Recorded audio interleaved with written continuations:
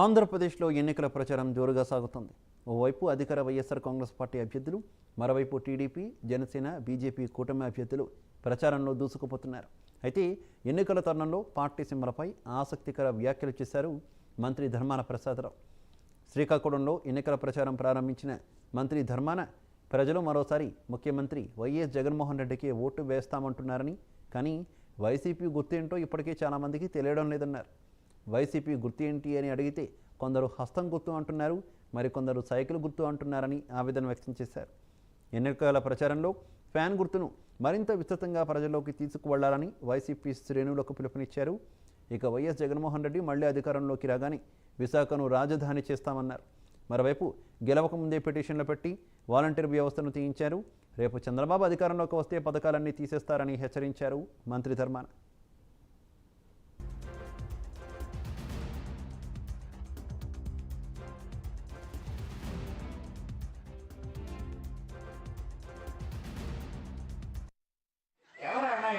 జగన్ బాబు ఆయన కోటేయాలంటే ఆయన గుర్తు ఏంటంటే ఇటు కొంతమంది ఎత్తున్నాను, ఇంకొంతమంది అయితే హస్తం గుర్తుని, కొంతమంది సైకిల్ గుర్తుని.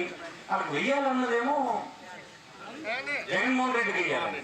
జగన్మోహన్ రెడ్డి గుర్తేంటో తెలియదు. కొద్దిమంది ఉంటారు. ఇంతమంది మనం అందరం వీరులు సైనికులు ఉన్నప్పుడు మనం ఏం చేయాలంటే అలాంటి ఒక్క ఓటు కూడా ఎక్కడ అలాంటి పొరపాటును కూడా పడలేకూడదు.